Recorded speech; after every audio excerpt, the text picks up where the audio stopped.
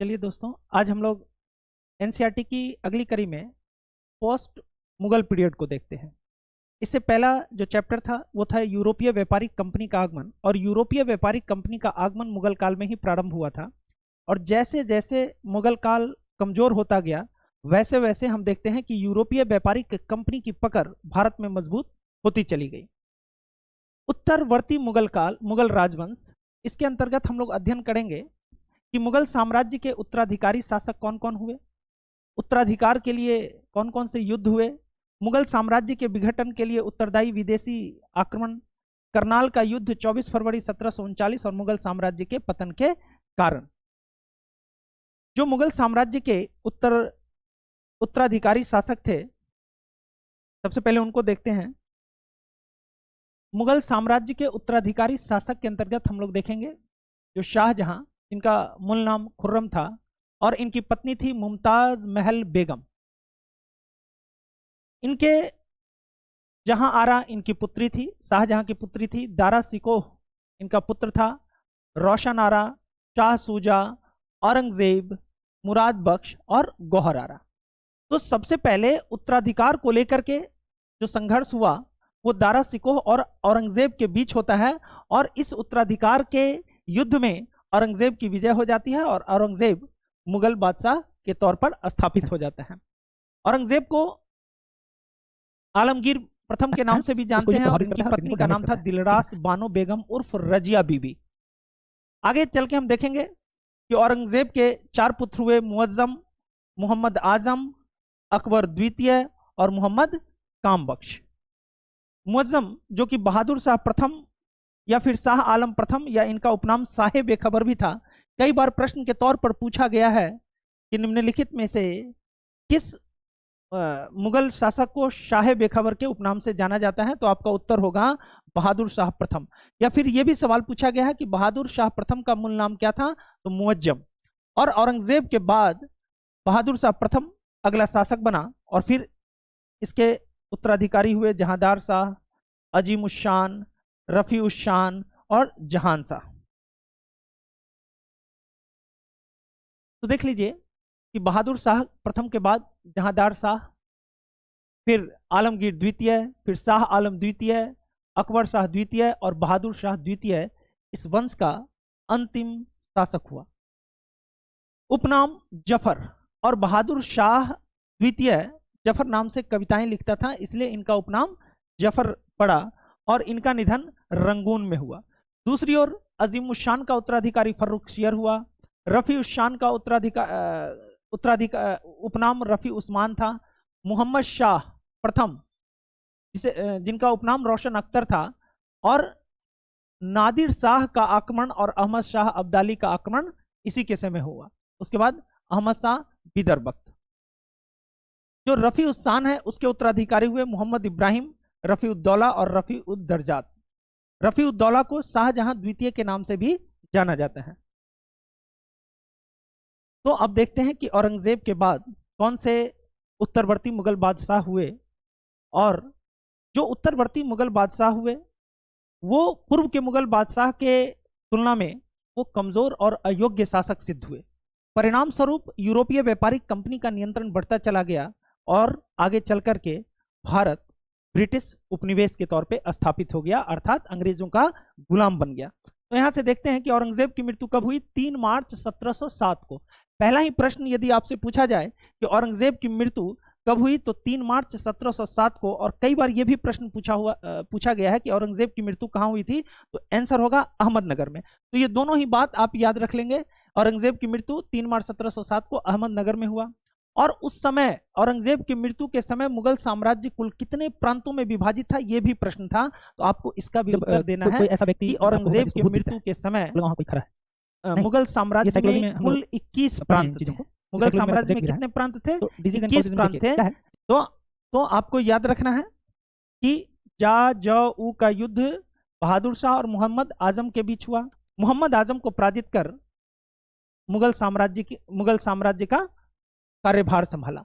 तो कई बार सवाल पूछा जाता है कि औरंगजेब की मृत्यु के बाद जो अगला बादशाह बना, मुगल बादशाह, वो कौन बना, तो आपका उत्तर क्या होगा, बहादुर शाह प्रथम। और कब बना, तो 1707 में। आगे हम देखते हैं एक युद्ध, बीजापुर का युद्ध, जो कि 13 जून 1709 को लड़ा गया, और यह युद्ध बहादुर शाह और कामबख्श के मध्य हुआ। एक युद्ध जाजऊ का बहादुर शाह और मोहम्मद आजम के बीच हुआ। दूसरा युद्ध बीजापुर का युद्ध 13 जून 1709 को बहादुर शाह और कामबख्श के मध्य हुआ, और इस युद्ध में कामबख्श घायल हो गया और अगले ही दिन उसकी मृत्यु हो गई। किसकी मृत्यु हो गई? कामबख्श की मृत्यु हो गई। और उसकी मृत्यु के पश्चात 63 वर्षीय बहादुर शाह अगला शासक बना। बीजापुर के युद्ध में बहादुर शाह को निर्णायक विजय प्राप्त हुई। उसने कामबख्श को भी पराजित कर दिया, और कामबख्श को पराजित करने के बाद बहादुर शाह प्रथम अगला मुगल बादशाह बना। बहादुर शाह प्रथम का मूल नाम शाह आलम प्रथम था, और इसका शासनकाल 1707 से लेकर के 1712 ईस्वी रहा। मोहम्मद मुअज्जम ने शाह आलम की उपाधि धारण कर लाहौर के उत्तर में स्थित शाहदौला के पुल पर मई 1707 में बहादुर शाह प्रथम के नाम से खुद को सम्राट घोषित किया। तो यहां से कुछ प्रश्न बनाते हैं। जैसे पहला प्रश्न हो जाता है कि बहादुर शाह प्रथम का मूल नाम क्या था, तो आप उत्तर देंगे मोहम्मद मुअज्जम। बहादुर शाह प्रथम ने कौन सी उपाधि धारण की थी? शाह आलम की उपाधि धारण की थी। और इसका राज्याभिषेक कहां हुआ था? लाहौर में हुआ था। कहां हुआ था? लाहौर में। और कब हुआ था? मई 1707 में। और यह बहादुर शाह प्रथम के नाम से अगला सम्राट घोषित हुआ। उसने हिंदू सरदारों और राजाओं के प्रति अधिक सहिष्णुतापूर्ण दृष्टिकोण अपनाया था, किंतु मराठा सरदारों के प्रति बहादुर शाह प्रथम की नीति अस्थिर रही। माना जाता है कि औरंगजेब की धार्मिक नीति को लेकर के जो हिंदू वर्ग था वो काफी नाराज था, और इस नाराजगी को दूर करने के लिए बहादुर शाह प्रथम ने उदारतापूर्ण नीति का अनुकरण किया। उन्होंने हिंदू राजाओं और सरदारों के प्रति अपनी दृष्टिकोण सहिष्णुतापूर्ण रखी, लेकिन मराठा सरदारों के प्रति उनकी जो नीति थी वो स्पष्ट नहीं थी। उसने मराठों को दक्कन में सरदेशमुखी वसूलने की स्वीकृति दे दी। देखिए, सरदेशमुखी और चौथ एक प्रकार का टैक्स होता था, कर होता था, ठीक है। और बहादुर शाह प्रथम ने मराठों को दक्कन मूलतः बोला जाता है दक्षिण भारत और विशेष रूप से महाराष्ट्र के क्षेत्र को दक्कन के नाम से संबोधित किया जाता है। तो उन्होंने दक्कन में मराठों को सरदेशमुखी वसूलने का अधिकार दे दिया, लेकिन चौथ वसूलने का अधिकार नहीं दिया। उसने शाहू को मराठों का विधिवत राजा भी नहीं स्वीकार किया, शाहू, और जो कि मराठा साम्राज्य का उत्तराधिकारी था उसको उन्होंने राजा नहीं माना। बहादुर शाह ने गुरु गोविंद सिंह के साथ संधि की और उनको बड़ा मनसब प्रदान किया। यानी गुरु गोविंद सिंह जो सिखों के 10वें गुरु थे, और औरंगजेब के शासन काल के दौरान और पूरे मुगल काल के शासन के दौरान जो सिखों की नाराजगी थी मुगलों के प्रति, उसको दूर करने का प्रयास बहादुर शाह ने किया, और उन्होंने सिखों के 10वें गुरु गुरु गोविंद सिंह को एक बड़ा मनसब प्रदान किया। मनसबदार या मनसबदारी प्रथा, मनसबदार दरअसल एक प्रकार का प्रशासनिक अधिकारी होता था। जब मुगल काल हम लोग पढ़ेंगे तो वहां पर आपको मनसबदारी प्रथा, जागीरदारी प्रथा और जमींदारी प्रथा स्पष्ट करेंगे।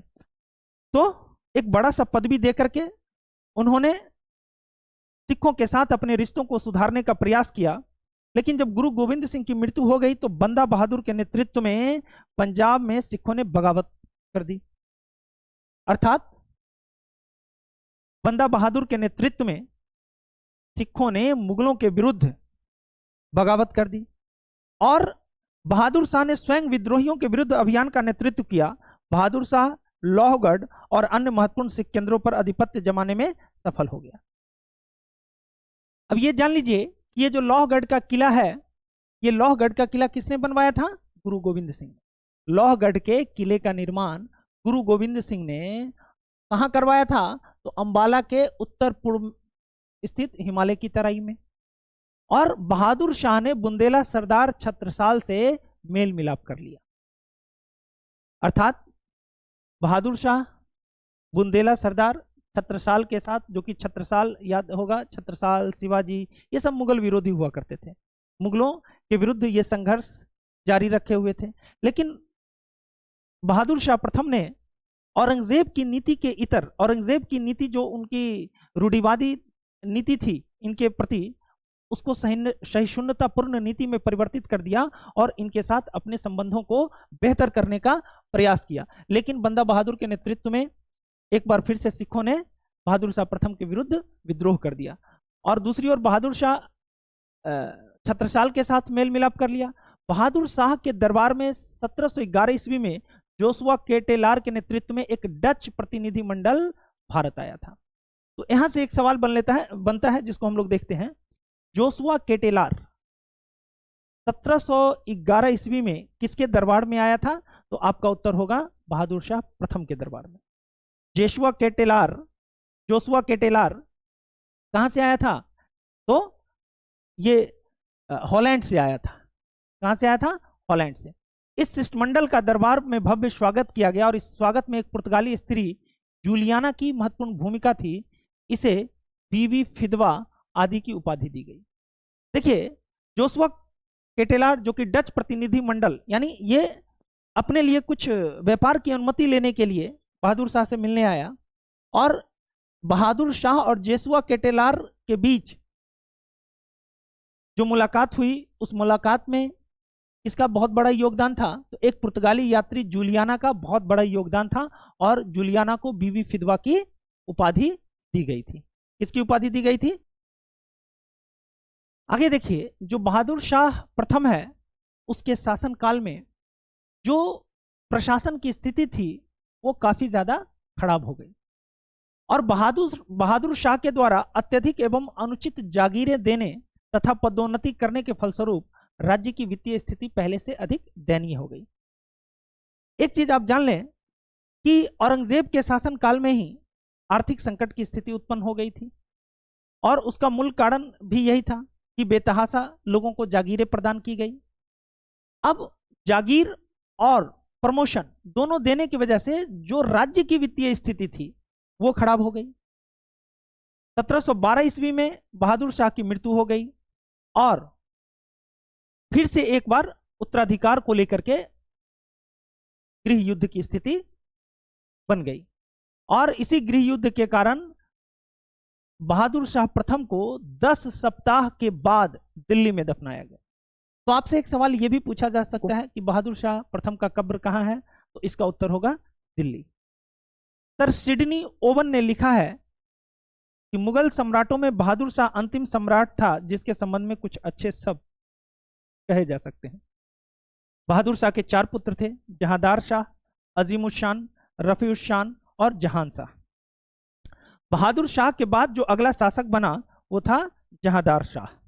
जहांदार शाह, आप देखेंगे जहांदार शाह 1712 से लेकर के 1713 ईस्वी तक शासन किया। महज 1 साल ही वो बादशाह के तौर पर काम किया। जहांदार शाह तैमूरी वंश का प्रथम अयोग्य शासक था। मुगल खुद को तैमूरी और इलबड़ी वंश का मानते थे। तो आपसे यदि ये सवाल पूछा जाए कि तैमूरी वंश का प्रथम अयोग्य शासक किसको कहा गया है? तो जहांदार शाह को। जहांदार शाह कब से कब तक शासक रहा? 1712 ईस्वी से 1713 ईस्वी के मध्य। इससे जो सबसे अधिक पूछा जाता है कि लंपट मूर्ख की उपाधि किसको दी गई है? तो वो उपाधि दिया गया था जहांदार शाह को। लंपट मूर्ख किसको कहा गया है? जहांदार शाह को। और इसके शासन काल में प्रशासन मूल रूप से जुल्फिकार खां के हाथों में था। क्योंकि जहांदार शाह भोग विलासी प्रवृत्ति का शासक था, तो जो प्रशासनिक कार्य थे वो जुल्फिकार खां के हाथों में था और जुल्फिकार खां जहांदार शाह का वजीर था, यानी कि मंत्री, प्रधानमंत्री था। जुल्फिकार खां के पिता अशद खां को वकील नियुक्त किया गया और ये दोनों पिता पुत्र ईरानी अमीरों के नेता थे, ईरानी गुट के थे, ईरानी गुट के थे। दोस्तों ध्यान देंगे कि मुगल दरबार में 2 गुट बहुत प्रभावी था। एक था ईरानी गुट और दूसरा था तुरानी गुट। तुरानी गुट, ईरानी गुट के अंतर्गत शिया मुसलमान थे, शिया मुसलमान थे और तुरानी गुट जो था वो सुन्नी मुसलमानों का गुट था। मध्य एशिया के सुन्नी मुसलमानों का गुट था ये। और ये दोनों ही गुटों के बीच निरंतर संघर्ष होता था सत्ता पर अपना वर्चस्व स्थापित करने के लिए। और बाद के औरंगजेब के बाद ये गुट बहुत ज्यादा प्रभावी हो गया और लगातार ये गुट जो उत्तरकालीन मुगल शासक हुए उन पर अपना नियंत्रण और वर्चस्व स्थापित करने के लिए आपस में संघर्ष करते रहे और पतन के लिए यह भी एक प्रमुख कारण रहा। तो देख लीजिए, आपसे ये पूछ सकता है कि लंपट मूर्ख किसको कहा गया? आप आंसर देंगे जहांदार शाह। जहांदार शाह का वजीर कौन था? जुल्फिकार खां। जहांदार शाह का वकील कौन था? अशद खां। और ये जुल्फिकार खां किस गुट के थे? तो ईरानी गुट के नेता थे। जहांदार शाह ने भारतीय असंतुष्ट वर्ग को संतुष्ट करने का प्रयास किया और उसने जय सिंह को मिर्जा राजा की पदवी दी। अब ये जो सवाल है ये कई बार प्रतियोगिता परीक्षा में पूछा गया है कि मिर्जा राजा सवाई जय सिंह का नाम सुने होंगे। तो जय सिंह को मिर्जा राजा की उपाधि किसने दी थी? जहांदार शाह ने। एकदम बिल्कुल याद कर लेंगे कि जय सिंह को मिर्जा राजा की उपाधि किसने दी थी, तो आपका उत्तर होगा जहांदार शाह ने। और इनको कहां का सूबेदार बनाया था? मालवा का सूबेदार नियुक्त किया था। तो दोनों ही बात आपसे पूछा जाएगा कि जय सिंह को मिर्जा राजा की उपाधि किसने दी? जहांदार शाह ने। और दूसरा पूछा जाता है कि जय सिंह को जहांदार शाह ने कहां का गवर्नर नियुक्त किया था, तो या सूबेदार नियुक्त किया था, तो मालवा का सूबेदार नियुक्त किया था। अजीत सिंह को महाराजा की उपाधि दी थी, अजीत सिंह को महाराजा की पदवी दी और उनको गुजरात का गवर्नर नियुक्त किया। तो ये बहुत इंपॉर्टेंट फैक्ट्स हैं और अलग अलग प्रतियोगिता परीक्षा में इस तरह के प्रश्न आपको अक्सर देखने को मिलेंगे कि अजीत सिंह को महाराजा की उपाधि किसने दी? जहांदार शाह ने। जय सिंह को मिर्जा राजा की उपाधि किसने दी? जहांदार शाह ने। जय सिंह कहां का गवर्नर था? मालवा का। अजीत सिंह कहां का गवर्नर बना? गुजरात का। और दोनों को कितना का मनसब दिया था? 7,000 का मनसब दिया था। 7,000 का मनसब दिया था। और मनसब एक प्रकार का प्रशासनिक पद होता था। मनसबदारी, जागीरदारी और जमींदारी, ये तीनों आपको मुगल काल में ही देखने को मिलेगा। जहांदार शाह के समय में जजिया कर समाप्त कर दिया गया। ये याद रखेंगे, जजिया कर। सबसे पहले आप ध्यान रखेंगे कि भारत में जजिया कर लगाने का श्रेय किसको जाता है? मोहम्मद बिन कासिम को। मोहम्मद बिन कासिम ने 712 ईस्वी में सिंध पर आक्रमण किया था। आगे चल करके जजिया कर चलता रहा और उसको फिर अकबर ने समाप्त कर दिया जजिया कर को। लेकिन औरंगजेब ने फिर से जजिया कर को लागू कर दिया और उसके बाद आपसे पूछे कि किस उत्तरवर्ती मुगल बादशाह ने जजिया कर को समाप्त किया था, तो वो था जहांदार शाह। और जजिया कर गैर मुसलमानों से लिया जाने वाला एक प्रकार का कर होता था, टैक्स होता था। मराठा शासक को दक्कन से चौथ और सरदेश मुखी वसूलने की अनुमति इस शर्त पर दी गई कि उसकी वसूली मुगल अधिकारी करेंगे और फिर मराठा अधिकारियों को देंगे।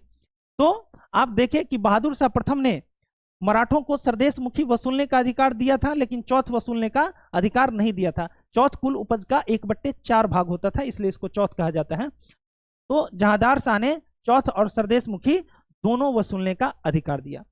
जुल्फिकार खां जो कि जहांदार शाह का वजीर था, उसने चूरामन जाट और छत्रसाल बुंदेला के साथ मेल मिलाप कर लिए। केवल बंदा बहादुर और सिखों के प्रति उसने दमन की पुरानी नीति जारी रखी। किसने? जहांदार शाह ने। तो अब आगे देखते हैं, आगे ध्यान देंगे। जहांदार शाह और लाल कुमरी नामक वेश्या से प्रेम करता था और उसने उसके रिश्तेदारों को उच्च पदों पर नियुक्त किया। ये बहुत बार ये सवाल यूपी पीसीएस में पूछा गया है, विभिन्न स्टेट पीसीएस में पूछा गया है। ये इसलिए पूछा गया है क्योंकि जहांदार शाह के शासनकाल में उसकी प्रेमिका लाल कुंवरी, जो कि एक वेश्या थी, लाल कुंवरी का प्रशासन में बहुत ज्यादा दखल हुआ करता था, इसलिए यह सवाल कई बार पूछा गया है। तो लाल कुंवरी का प्रेम संबंध किसके साथ था? जहांदार शाह के साथ। और जहांदार शाह के भतीजे फर्रुखसियर ने सम्राट के पद का दावा किया और इसमें उसकी सहायता की थी सैयद बंधुओं ने। यानी जहांदार शाह के बाद हम देखते हैं कि जो अगला शासक बनता है वो कौन बनता है? फर्रुखसियर। तो जहांदार शाह के बाद अगला बादशाह बनने की दावेदारी फर्रुखसियर ने पेश की और इसमें उसकी सहायता सैयद बंधुओं ने की। सैयद बंधु दो भाई थे, अब्दुल्ला खां और हुसैन अली खां को सैयद बंधु के नाम से जाना जाता है। उसने एक गलत प्रवृत्ति इजारा को बढ़ावा दिया। देखिए, इजारा व्यवस्था क्या था? तो इजारा में भूराजस्व की नीलामी की जाती थी। यानी आप समझिए कि भूराजस्व वसूलने का अधिकार उसको दिया जाता था जो सबसे अधिक बोली लगाता था, और फिर उसको जमीन दे दी जाती थी और राज्य को बस वो टैक्स वसूल के दे देता था, और जो बचा उनका। तो इसमें क्या हुआ? शोषण बढ़ा। किसानों का शोषण इसलिए बढ़ा क्योंकि राज्य की कर की राशि एक मुश्त तय कर दी गई, और जो इजारेदार होते थे वो चाहते थे कि किसानों से अधिक वसूली की जाए, जिससे कि उनका व्यक्तिगत मुनाफा अधिक हो सके। तो सैयद बंधु के काल में अमीरों में गुटबंदी और प्रतिस्पर्धा का सूत्रपात शुरू हुआ। दोस्तों याद रखेंगे कि कई बार ये सवाल पूछा गया है कि इजारा व्यवस्था किसने लागू किया था, तो उत्तर होगा जुल्फिकार खान ने। इजारा व्यवस्था किसने लागू किया था? जुल्फिकार खान ने। और इजारा व्यवस्था के तहत ऊंची बोली लगाने वाले लोगों को जमीन की कर वसूलने का उनको अधिकार दे दिया जाता था। जुल्फिकार खान ने अपनी सभी प्रशासनिक दायित्व अपने एक नजदीकी व्यक्ति सुभग चंद्र के हाथों में दे दिए, और जहांदार शाह ने अपने धाई भाई कोकल तास को महत्वपूर्ण पद दिया। तो याद रखेंगे कि जहांदार शाह के शासनकाल में प्रशासन किसके नियंत्रण में था? जुल्फिकार खान के नियंत्रण में था। इजारा व्यवस्था किसने लागू किया? जुल्फिकार खान ने लागू किया। और जुल्फिकार खान ने प्रशासनिक दायित्व किसको दे दिया? तो अपने बहुत करीबी सुभग चंद्र को दे दिया। ये इंपॉर्टेंट है, ये देखेंगे। अब देख लीजिए जरा सैयद बंधु। सैयद बंधु दो भाई थे, एक अब्दुल्ला खां और दूसरे थे हुसैन अली खां। सैयद बंधु को इतिहास में किंग मेकर के नाम से, यानी राजा बनाने वाले के नाम से ये विख्यात है। किंग मेकर किसको कहा जाता है? ये सवाल कई बार विभिन्न प्रतियोगिता परीक्षा में पूछा गया है। तो आपका उत्तर होना चाहिए सैयद बंधु। और सैयद बंधु अब्दुल्ला खां और हुसैन अली खां थे। देख लीजिए 1713 ईस्वी में सैयद बंधु ने फर्रुख शेर को मुगल बादशाह के तौर पर स्थापित कर दिया। फर्रुख शेर ने सैयद हसन अली या हुसैन अली, सैयद हसन अली अब्दुल्ला खां को अपना वजीर बनाया। तो यहां से सवाल पूछा गया है कि फर्रुख शेर का वजीर कौन बना? अब्दुल्ला खां। फर्रुख शेर का वजीर कौन बना? अब्दुल्ला खां। ठीक है, अब्दुल्ला खां वजीर था। सैयद हसन अली और हुसैन अली, हसन अली का नाम अब्दुल्ला खां था, और अब्दुल्ला खां को बहादुर यामीन उद्दौला यार ए सफादार की उपाधि दी। यानी अब्दुल्ला खां को बहादुर यामीन उद्दौला यारे सफादार की उपाधि भी दी गई। छोटे भाई थे हुसैन अली खां, इसको मीर बख्शी बनाया गया। मीर बख्शी का मतलब होता है सेनापति, सैन्य अधिकारी। ठीक है, तो ये दो सैयद बंधु जो कि जिनको कि इतिहास में किंग मेकर के नाम से जाना जाता है, तो सैयद बंधु में अब्दुल्ला खां वजीर बने और हुसैन अली खां किस पद पर थे? मीर बख्शी के पद पर। ये इसलिए हम डिस्कस कर रहे हैं कि ये दोनों ही बातें प्रश्न में पूछी गई हैं। ये दोनों ही बातें प्रश्न में पूछी गई हैं। अमीर उल उमड़ा की बहादुर फिरोज जंग, उमादुल्ला, इन सब की उपाधि हुसैन अली खां को दी गई। लेकिन आप ये दो बातें याद रखेंगे कि 1713 में फर्रुख शेर को शासक किसने बनाया? तो उत्तर होगा सैयद बंधु ने। सैयद बंधु मतलब अब्दुल्ला खां और हुसैन अली खां। अब्दुल्ला खां वजीर बने और हुसैन अली खां मीर बख्शी बना। आगे देखिए फर्रुख शेर। फर्रुख शेर के शासनकाल में जुल्फिकार खां की हत्या कर दी गई और उसकी संपत्ति जब्त कर ली गई। फर्रुख शेर ने राजा जयसिंह को सवाई की उपाधि दी, सवाई राजा जयसिंह। तो जहांदार शाह ने उनको मिर्जा राजा की उपाधि दी थी जयसिंह को, और सवाई की उपाधि किसने दी? फर्रुख शेर ने। और जोधपुर के राजा थे अजीत सिंह, जोधपुर के राजा अजीत सिंह को, जिनको कि गुजरात का गवर्नर बनाया गया था जहांदार शाह के द्वारा, तो जोधपुर के राजा अजीत सिंह ने अपनी पुत्री का विवाह फर्रुख शेर के साथ किया था। सैयद बंधुओं ने धार्मिक सहिष्णुता की नीति अपनाई और उन्होंने फर्रुख शेर के साथ राजगद्दी पर बैठते ही जजिया को पूर्णतः समाप्त कर दिया। यानी कि जजिया जिसको कि समाप्त जहांदार शाह ने किया था, लेकिन वो पूर्णतः समाप्त नहीं हो पाया था, लेकिन सैयद बंधु ने जजिया को पूर्णतः समाप्त कर दिया गया। और इसी तरह से कई जगहों पर तीर्थ यात्रा कर भी समाप्त कर दिए गए, और उन्होंने जाट सरदार चूड़ामन के साथ मित्रता कर ली। दस्तक क्या होता था? दस्तक, तो दस्तक कर मुक्त व्यापार करने का एक परमिट होता था। जिनको ये परमिट प्राप्त हो जाता था वैसे व्यापारियों से टैक्स नहीं लिए जाते थे। दस्तक क्या होता था? कर मुक्त व्यापार करने का परमिट होता था। और ये 1717 ईस्वी में मुगल सम्राट फर्रुख सियर द्वारा जारी फरमान में सीमा शुल्क से मुक्त व्यापार करने की अनुमति के बाद कलकत्ता की अंग्रेज फैक्ट्री का प्रेसिडेंट दस्तक को जारी करता था। याद रखेंगे 1717 का फरमान, जिसके तहत फर्रुख सियर ने बंगाल में अंग्रेजों को दस्तक प्रदान की थी और 3000 वार्षिक शुल्क के बदले उनको अर्थात कंपनी को बंगाल में करमुक्त व्यापार करने की अनुमति दी गई थी। इसके तहत फर्रुख सियर के काल में 1716 ईस्वी में सिख नेता बंदा बहादुर को दिल्ली में फांसी दे दी गई। ये बहुत इंपॉर्टेंट है। आपने देखा कि बंदा बहादुर की विद्रोह की शुरुआत बहादुर शाह प्रथम के शासनकाल में ही हो जाता है और बंदा बहादुर निरंतर मुगल बादशाहों के लिए चुनौती पेश करता रहता है, लेकिन 1716 ईस्वी में फर्रुख सियर ने बंदा बहादुर को फांसी दे दी। और 1717 ईस्वी में फर्रुख सियर ने अंग्रेजों को व्यापारिक लाभ हेतु शाही फरमान जारी किया और इस शाही फरमान के अंतर्गत ही जो दस्तक प्रणाली थी यानी व्यापार करने का परमिट जारी किया गया और 3000 रुपया वार्षिक शुल्क के बदले पूरे बंगाल में कंपनी को करमुक्त व्यापार करने की अनुमति दी गई। और 1717 के फरमान को कंपनी का मैग्ना कार्टा कहा जाता है। कंपनी का मैग्ना कार्टा कहा जाता है। तो दोस्तों, सैयद हुसैन अली ने 1719 ईस्वी में पेशवा बालाजी विश्वनाथ के साथ दिल्ली की संधि की। यहां से प्रश्न बनता है कि दिल्ली की संधि 1719 ईस्वी में दिल्ली की संधि किसके मध्य हुआ? तो आपका उत्तर होगा सैयद हुसैन अली और पेशवा बालाजी विश्वनाथ के मध्य।